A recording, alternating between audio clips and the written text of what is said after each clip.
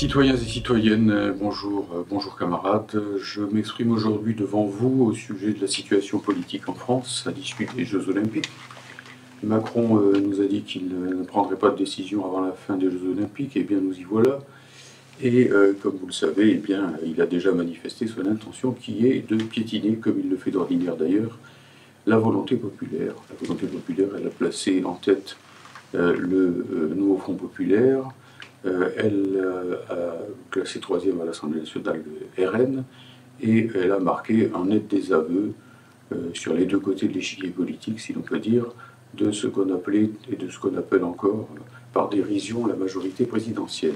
Et néanmoins, il est clair que Macron veut continuer à appliquer la même politique qu'avant sur les ordres de l'Union européenne, avec, si possible, un Premier ministre de son choix choisi dans ce qu'il appelle le bloc central, c'est-à-dire en gros cette espèce de magma, de marée, constitué des macronistes, des LR, sans doute Xavier Bertrand, et de l'aile droite du Parti socialiste, pour autant que le Parti socialiste est autre chose qu'une aile droite. Bon, évidemment, c'est totalement inacceptable. Le peuple français n'a pas voté pour cela, c'est le moins qu'on puisse dire. La chose, en tout cas, qui est la plus claire au sortir des dernières élections législatives, c'est le désaveu de la politique macroniste. Évidemment, il y a une autre possibilité, c'est celle que propose donc d'une seule voix désormais le nouveau Front populaire, avec la candidature de Lucie Castet comme première ministre éventuelle. Et donc, effectivement, il faut ici se demander si nous, révolutionnaires, nous devons soutenir cette proposition. Nous pourrions faire la fine bouche, effectivement, pour deux raisons. La première, c'est que le programme social du nouveau Front populaire est très insuffisant et qu'en particulier, il contourne totalement l'exigence de porter atteinte à la propriété capitaliste des moyens de production et à la nécessaire rupture avec l'Union européenne, rupture sans laquelle il est impossible d'appliquer quelques mesures sociales un peu importantes que ce soit. Néanmoins, de ce côté-là, il faut quand même remarquer que le nouveau Front populaire s'engage à abolir la réforme des retraites, ou plutôt la contre-réforme des retraites. S'il le faisait, ce serait toujours bon à prendre pour les travailleurs, qu'il s'engage à augmenter les salaires et les pensions, et que, bon, d'une manière plus générale, il propose un certain nombre de réformes timides, mais enfin de réformes qui vont peut-être dans le bon sens. La deuxième chose, c'est que bien entendu, nous pourrions aussi, alors c'est pas faire la fine bouche, mais marquer un désaccord franc et catégorique avec ce qui est écrit dans le programme du nouveau Front populaire au sujet de la guerre et de la paix. Parce qu'effectivement, le point central, c'est qu'il y est dit que, eh bien, au sujet de l'Ukraine, il faut envoyer là-bas toutes les armes nécessaires, je cite, et que par ailleurs, il faut juger Poutine devant un tribunal international, ce qui, en clair, signifie qu'on ne veut absolument pas de négociation avec la Russie, puisque quand on veut négocier avec un autre camp, la première des choses, c'est quand même pas de définir nous-mêmes qui doit être à la table de négociation en face. C'est au peuple russe qui a massivement voté pour Poutine de définir qui est son chef. Même si ça ne nous plaît pas spécialement à nous, révolutionnaires et communistes, qui savons bien que Poutine est un anti-communiste. Néanmoins, c'est quand même pas à l'OTAN, ni à Macron, ni à la gauche atlantique française de dire qui doit gouverner la Russie. Je pense quand même que tout le monde peut comprendre ça. Et donc, ce programme est effectivement un programme très risqué, très dangereux, car il fait la part belle à Raphaël Glucksmann et à tous ces bellicistes, y compris les Verts, qui, depuis le début du conflit en Ukraine, poussent à la confrontation brutale entre la France et la Russie, mettent la France au premier rang avec Macron, et donc font bloc sur ce point totalement avec Macron, qui aurait beau jeu, ça lui chantait de nommer un Premier ministre comme Glucksmann et de brouiller toutes les cartes, d'obliger ce qui reste de la gauche française à une sorte d'union sacrée belliciste et européiste. Néanmoins, ça ne signifie pas que nous, communistes et révolutionnaires et militants syndicaux de classe, etc., devions pour autant faciliter la manœuvre de Macron en disant, eh bien, peu importe, dans ce cas qu'ils choisissent n'importe qui, on s'en fiche. De toute façon, ça ne changera rien. Et ça ne serait pas juste. D'abord, ça ne serait pas juste d'aider Macron à violer l'esprit des institutions. Dominique de Villepin lui-même expliquait fort savamment que l'esprit des institutions, c'était effectivement que le gouvernement soit nommé dans le groupe le plus nombreux au Parlement, qui est sans conteste celui du nouveau Front populaire. Et donc on ne va pas aider Macron à faire son coup d'État permanent et à régir le pays selon son bon plaisir, comme Louis XIV. Hein, première chose. Les institutions de la Ve République ne nous plaisent pas, c'est loin qu'on puisse dire, mais le peu qu'elles contiennent de démocratie, il ne faut pas aider à le violer. La deuxième raison, c'est que, si le Front populaire, le nouveau Front populaire, prétend qu'il va pouvoir faire certaines réformes, mettons-le en situation de gouverner, et puis nous verrons bien si il fait ce qu'il dit, et si, du point de vue social au minimum, il y a des avancées pour le peuple français. Et si c'était le cas, évidemment que nous, révolutionnaires, militants franchement communistes, nous soutiendrions, et même nous irions dans la rue, pour que, effectivement, la réforme des retraites soit abolie, pour que les salaires soient augmentés, pour que de l'argent soit donné aux services publics, éducation nationale, poste, hôpital, évidemment, et tout ce qui en manque cruellement à l'heure actuelle. Bon, et puis au moins, je dirais que c'est au pied du mur qu'on voit le maçon. La gauche atlantique ou euro-atlantique nous dit tout le temps que c'est pas la peine de sortir de l'Union européenne, ni de l'OTAN pour faire des réformes sociales, que tout se passe en France. C'est très curieux d'ailleurs quand on voit les trotskistes français, ceux notamment du NPA ou du LO, qui nous disent à nous communistes que nous sommes nationalistes, et qui nous expliquent par ailleurs que, au fond, tout se décide en France, que le contexte international n'a aucune importance, et que c'est Macron, Macron, Macron, et qu'il n'y a rien autour de lui pour cadrer la politique du grand capital et de l'oligarchie capitaliste, comme si nous étions encore en 1950. Eh bien non, c'est pas comme ça que ça se passe. Eh bien nous disons, et je pense que Lénine, qui nous inspire en la matière, aurait dit à peu près la même chose, que il faut mettre les réformistes devant leurs responsabilités. Vous dites que vous pouvez changer les choses en profondeur sans toucher à la propriété capitaliste des moyens de production, puisqu'il n'y a quasiment pas de nationalisation dans votre programme. Vous dites qu'on peut changer les choses dans le cadre d'une Union européenne dont le mantra numéro 1 est l'économie de marché ouverte sur le monde, où la concurrence est libre et non faussée, ce qui signifie généralement l'austérité renforcée et la casse de tous les services publics. Eh bien, montrez-nous. Nous ne demandons pas mieux que de vous croire.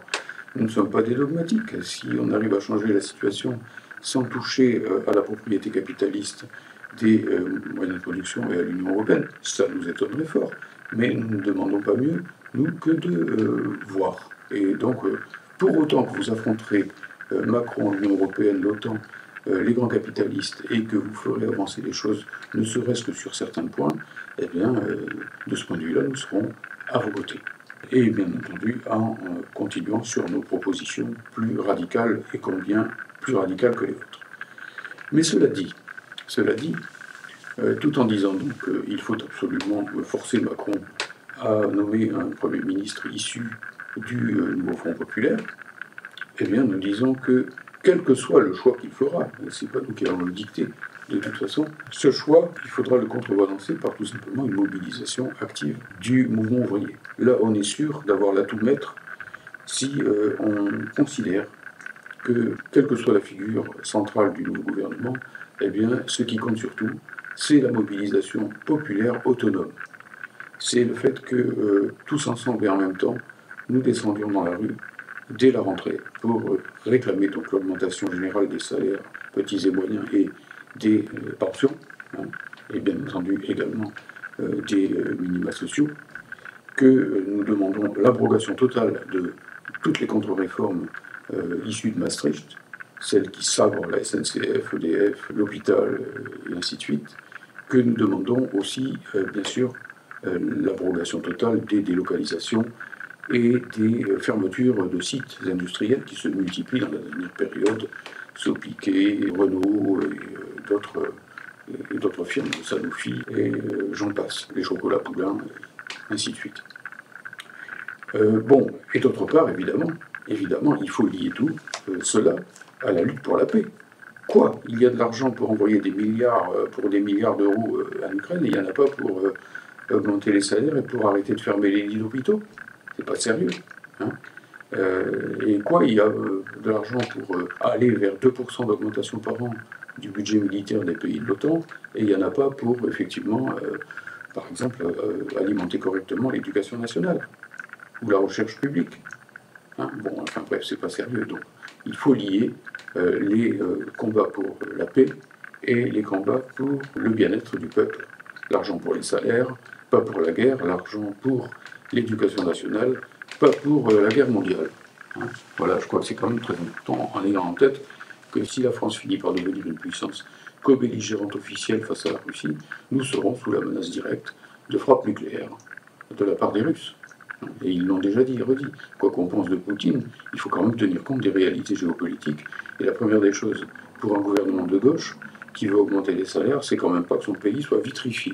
Parce que si vous avez des salaires augmentés avec un pays vitrifié, vous serez bien avancé. Mais je finis surtout sur un point majeur, c'est que le vrai programme en réalité, que la bourgeoisie, que l'oligarchie veut mettre en place dans notre pays, eh ben, il a déjà été formulé. Et on fait comme s'il n'existait pas. Déjà, la France est placée en redressement par Ursula von der Leyen au titre de son déficit budgétaire excessif. Et donc déjà, il y a des commissaires et des inspecteurs envoyés par cette charmante Union européenne, si agréable, si fraternelle, hein, si belle, etc., si pacifique, si démocratique que la gauche atlantique prétend rénover du dedans, réorienter du dedans, etc. Ils patrouillent à Paris dans les ministères pour rafler tout ce qui peut l'être en matière d'argent public. Et tout ça pour que ça finisse effectivement dans le surarmement pour la guerre en Ukraine, ou que ça finisse effectivement en coupe claire demandée par Ursula von der Leyen et par l'UE pour maintenir l'euro, pour maintenir la monnaie unique, puisque c'est quand même la BCE et toutes les institutions européennes qui ont été mises en place pour effectivement entretenir l'euro, qui demandent ces coupes non plus sombres mais claires, hein, puisque on parle de 50 milliards jusqu'en 2027. Voilà le programme réel. Le programme réel, c'est 2% de plus par an dans les pays de l'OTAN pour augmenter les budgets militaires, et c'est 50 milliards d'économies au moins, parce qu'en réalité, ça sera bien plus. Et donc, le peuple doit se mobiliser, il doit compter sur ses propres forces. Et là, il ne doit pas, disons, le peuple, et en particulier la classe ouvrière, la jeunesse populaire, là, il ne doit pas, effectivement, rentrer la tête dans les épaules et dire « oulala, ça va être trop dur ». La période est assez favorable dans un sens, puisque avec le résultat des élections qui viennent d'avoir lieu, la classe dominante se dispute. Elle est divisée. Jamais le pays n'a été aussi ingouvernable. Jamais il n'a été aussi fracturé. Et c'est dans une période aussi réactionnaire que celle que nous vivons, ce n'est pas une mauvaise nouvelle quand les gouvernants bourgeois ont du mal à gouverner ensemble. Il faut saisir l'occasion, au contraire. Quand les matous capitalistes se battent entre eux, c'est le moment pour nous, les souris prolétariennes en quelque sorte, de sortir des trous, de sortir de la tranchée, de passer à l'offensive, d'attaquer, de taper du poing sur la table et d'y aller, comme ça a été le cas en 1936 avec les occupations d'usines, et c'est ça qui a en fait obtenu les grandes avancées de 1936, eh bien, en y allant très fort et en réclamant donc ce que j'ai dit tout à l'heure, et qui peut faire l'unité de tout le peuple, abrogation des contre-réformes, augmentation des salaires, financement des services publics, sauvetage du produit en France qui n'a jamais été si menacé qu'en ce moment, malgré les Choose Friends et autres cérémonies en anglais que Macron organise pour les industriels capitalistes, ses amis du monde anglo-saxon. Donc voilà, à nous de prendre l'offensive. Si nous ne la prenions pas, il est clair que les fascistes qui sont en embuscade sortiront du trou. Si les souris prolétariennes, en gros les souris rouges, si l'on peut dire, pour parler bien, les souris rouges et tricolores, parce qu'il y a un enjeu de dignité nationale à défendre notre pays contre les ingérences de Bruxelles et derrière elles de Berlin. Eh bien, si les souris rouges et tricolores ne sortaient pas de leur trou pendant que les matous capitalistes se disputent le pouvoir, ce seront les rats fascistes qui, derrière la poussée du RN au niveau national, grenouillent dans tout le pays, ou enfin en tout cas se multiplient dans tout le pays, qui n'attendent qu'une occasion, effectivement, pour passer à une explication violente contre cette République qui est en grave crise et qu'ils ont toujours détesté. Ils ont toujours détesté en réalité, y compris depuis 1789 et surtout 1793, où la République potentielle de 1789 est devenue une République réelle d'orientation brièvement sociale. Alors effectivement, voilà, la proposition du PRCF, c'est que, donc, je résume, eh bien, nous n'accompagnions pas Macron dans sa tentative d'éluder le résultat des élections législatives, que nous ne lui permettions pas dans l'immédiat, par notre intervention, effectivement, de faire comme si de rien n'était, comme si il fallait continuer comme avant, avec Xavier Bertrand, Gabriel Attal ou je ne sais trop qui, ou Raphaël Glucksmann, s'il a envie de faire un coup politique majeur, que nous exigeons effectivement que Lucie Casté devienne Premier ministre, qu'elle nous montre ce qu'elle sait faire, que les mesures positives, nous les appuyons fortement, et les autres, que nous les combattions s'il y en a. Nous ne fassions pas trop d'illusions tout de même sur ce gouvernement réformiste, parce que comme il ne prendra pas les mesures nécessaires d'expropriation des capitalistes et de sortie de l'Union européenne et de l'OTAN, il ne pourra sans doute pas aller bien loin, et que surtout nous soyons prêts sur nos propres bases, avec nos propres moyens, c'est les moyens de la lutte de classe, d'intervenir dans cette situation, eh bien, nous puissions passer à l'offensive, avoir notre propre programme, pas celui du PRCF, celui du mouvement ouvrier, celui du mouvement populaire, celui de la jeunesse populaire, augmenter les salaires, augmenter les pensions, arrêter de casser les services publics, suspendre toutes les contre-réformes issues de Maastricht à l'EDF, à la SNCF, à l'hôpital, à l'éducation nationale, dans la recherche, à l'université, et ainsi de suite. Et puis, bien entendu, combattre pour la paix, pour la dignité de la nation, qui ne doit pas se laisser dicter sa loi par les institutions européennes et derrière elles par Berlin, et que, donc, effectivement, à partir de là, eh bien, nous ayons le souci de reconstruire aussi nos outils de classe majeure. Si nous sommes dans un état aussi lamentable dans ce pays, où la classe capitaliste a été à l'offensive pendant des décennies, c'est parce que les grands outils comme le Parti communiste ont été dénaturés et cassés, avec d'ailleurs l'aide de leurs dirigeants, et que donc nous travaillons, et c'est à quoi travaillent sans cesse le PRCF et la JRCF, à reconstituer un véritable parti de combat des travailleurs, un véritable syndicalisme rouge, un véritable syndicalisme de classe, un large front de résistance antifasciste, populaire, patriotique, pacifique, écologiste aussi, car la crise écologique n'est pas une plaisanterie. Bref, que nous ne soyons pas passifs, que nous y allions sous nos propres couleurs. Nous, la classe des travailleurs, en nous mettant, comme c'était le cas en 1936, comme c'était le cas en 1945, lors de ces grandes avancées, au centre de la vie nationale. Merci de votre écoute. Y'en a marre de votre Europe qui détruit la démocratie, qui écrase les patriotes, qui ne roulent que pour le profit.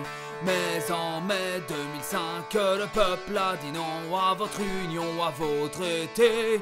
Pour les peuples souverains affranchis de l'austérité. Brisons les chaînes de l'OTAN, du capital et de l'Union européenne. Brisons les chaînes de l'OTAN, du capital et de l'Union européenne.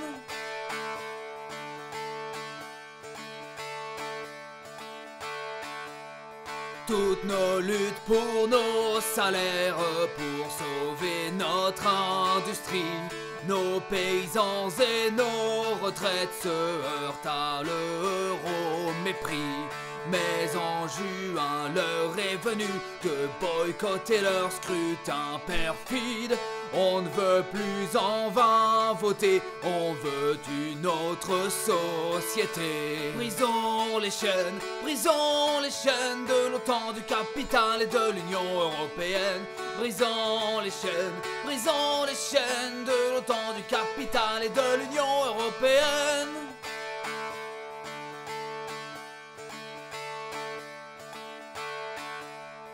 Ce n'est pas l'Europe de la paix, elle marche contre la Russie.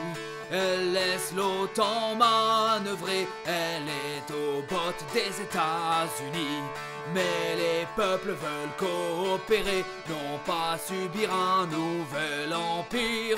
La guerre en marche dans toute contrée, l'UE OTAN nous mène au pire. Brisons les chaînes de l'OTAN, du capital et de l'Union européenne. Brisons les chaînes de l'OTAN, du capital et de l'Union européenne.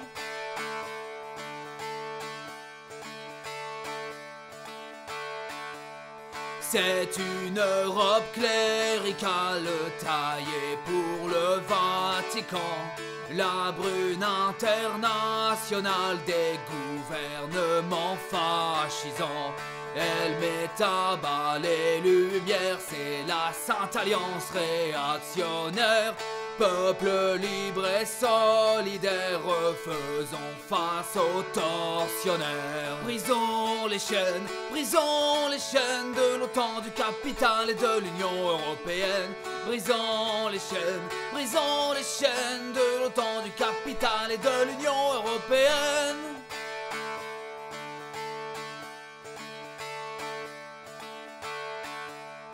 Virons la mondialisation et refaisons l'international.